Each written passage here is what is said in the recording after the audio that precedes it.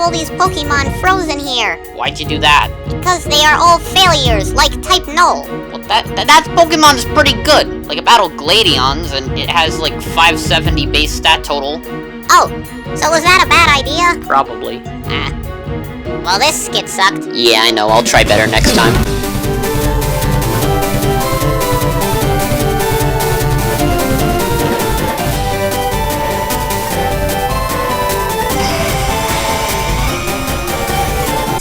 Hello and welcome! I am the Legendary PokéMaster, and that was kind of like an SNL opening skit.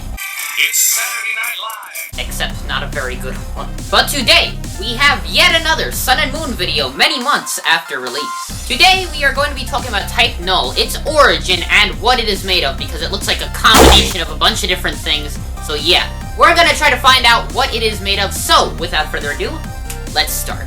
First, we can tell that Type Null is made of a bunch of things just by looking at it. I mean, a tail fin, wood, a giant axe thing. But before we get into all that, we need to know why this is. Type Null was created by the Aether Foundation, specifically their ultra-powerful and supreme commander Faba, in order to control the newly discovered Ultra Beasts. They were intended to be able to exploit the power of every type, its creators taking inspiration from Arceus' ability to do so. However, when the RKS system controlling Type Null and its abilities drove it to insanity, the experiment was kinda deemed a failure, and so the Type Nulls were frozen by Lusamine, I guess that's how you pronounce her name. I'm gonna go with that. Type Null trying to mimic Arceus' ability resulted in it being made of a bunch of different type cells. This could mean that Type Null is made of a combination of a bunch of different Pokemon. So let's move back to Type Null's appearance, because that is very important totally. Remember kids, the best evidence is always on the surface.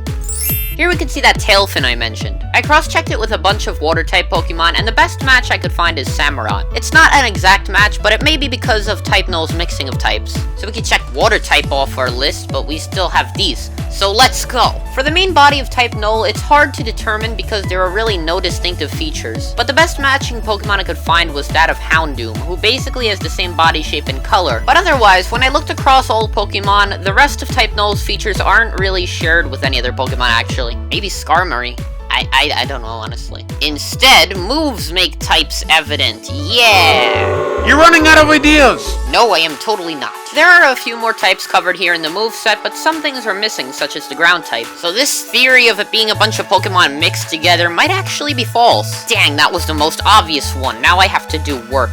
So where could I get a lead? Let's see. Well, Type Null is here with Gladion. And, oh, there's Executor Island. That was a pretty nice place. Oh, wait!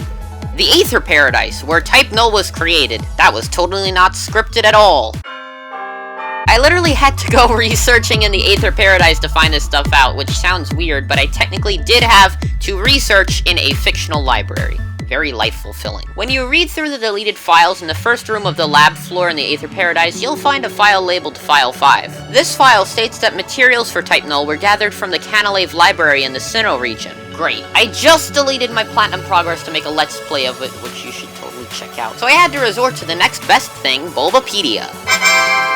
The Titanal Library, for the most part, contains books.